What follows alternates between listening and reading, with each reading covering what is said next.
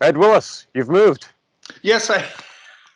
It was getting a little stuffy there. Plus, my wife is working in the office right Yep. next door, and she has a lot longer and louder conversations with the people she works with. So I'm in our living room in Excellent. beautiful North Vancouver. Change of scenery. I'm still outdoors, feel a couple Yes. raindrops, but I don't. I think we'll prevail.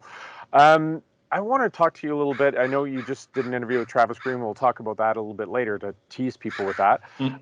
But I was just sort of thinking, as we're going through the machinations now, and we're coming to a reality of what sports or life as we know it is going to be. But we should have been in the first round of the playoffs now. I just want your thoughts in hindsight. Would the Canucks have made the playoffs in your mind? I want to say yes, but I don't think they would have. And I just go back to the stretch of games when Markstrom got hurt. They lose in Ottawa. They lose to like two games in a row or back-to-back games to Columbus, a team that was decimated with injuries. And they lost to another bottom feeder in there somewhere too. I just think that was going to end up biting them by the time this was all done. And you can understand maybe a team losing one of those or maybe having to go to overtime in another one, but to lose all four with things as tight as they were. And I just looked around, the other teams there were, first of all, like Minnesota, one of the teams that was chasing them, I think was the hottest team in the league at the time. Could you look at and say the Canucks were better than the Nashville Predators, better than the Winnipeg Jets? I don't think so. That's just my opinion. I think they were going to come up a little short at the end. Now, if they had snuck in, I know, Ben Kuzma even did some stuff like sort of looking at the matchup. They would have played the Oilers if things were sort of frozen with where they were. Assuming they get in, is it more your thought that, okay, if it was that close but they limp in, it would have been a one and done? Or do you see this team, I guess, as capable of putting a playoff run together, or are they still in that process of learning? I'm not sure about a playoff run. In first round, I like the way they matched up against Edmonton. Um, First of all, Jacob Markstrom was the kind of wild card in all this, and this is assuming he's back and he's healthy. And according to more teasing, according to Travis Green, he's all ready to go should the season resume. With him in goal and just the way Bo Horvat plays against Connor McDavid, he seems to be the one player in the NHL who can at least neutralize him or slow him down. I would like the Canucks' chances against the Oilers. Now, in terms of a deeper run, I just don't think they're there yet, and they still rely too much on Pettersson and Hughes, who are young players still finding their way, still not fully developed physically, which is I think a big part of this. But I think it could have been a real fun first round series. Yeah, and the funny thing about that is, I mean, those guys are young, obviously, and have a lot of years ahead of them. But man, a playoff, even just one playoff round would have been really valuable for these guys in terms of the learning experience. Yeah, and if we can get into Travis Green now, the one thing Yep. that resonated with me about the interview I had with him is just how excited he was that the Canucks were finally playing meaningful games, and it looked like the plan was kind of come together. And devastated is a pretty strong word, but the suspension of the season really hit him hard. He said it took him a good week to 10 days to get over it and sort of try and develop a routine that he could feel productive and comfortable with. And I think he's there now. And now, of course, like with Gary Bettman saying, look, I think we're going to play games in the summer. He's trying to moderate that. So it's, a bit of an emotional roller coaster for him right now. No, absolutely is. And I guess you have to be ready for that possibility as it runs around. But then you talk about developing a routine. There's no more routine than professional sports. When you look at the seasons and the cycles and what you do every summer and then getting ready for the next season, and a ton of questions for the Canucks still. When you look at, obviously, you got that pick that's hanging out there, the conditional pick that they used for Miller. Right. Where do they go in the offseason with their free agents? Like, all that stuff is still hanging in the balance because we're talking about playing games in August. So Green was disappointed, but where do you get the sense that the long-term vision is that off-season planning and into next year and who they want to bring in and where they need to strengthen? Well, I think, again, they have to prepare for about 48 different scenarios, and who knows what it's going to look like, because, I wrote in today's paper about, what's the salary cap going to be like. And most people think they'll just flatten it. So it'll be 81 million again. Well, that still creates problems for the Canucks. Yeah. I mean, when they were talking about an 85 million salary cap, that opened up a lot of things for this team. I'm still not sure they can think about going out and signing, a big name free agent.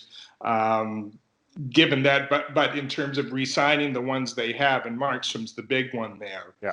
I think that way would have made things a lot easier. So, we're going to have to see how that plays out. Clearly, they want to re-sign Tyler Toffoli.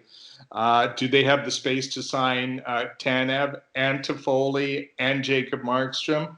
We'll have to wait and see how that plays out. But there's just so many variables in this equation, Paul. And it was funny, like talking to the agent, Alan Walsh, like the things you never think about. And you think about that critical dates calendar in the NHL and these firm and fast dates around which the business of the league orients itself.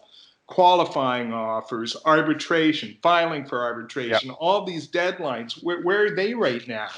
I wish I could provide more answers, but like the people who are in charge of these things can't provide those answers right now. 100%. The people whose job this is to go through all these different scenarios, no one has the answers. I know that I've even seen European soccer. One of the big pushes is, and they have experience about playing games behind closed doors, doing it just for TV.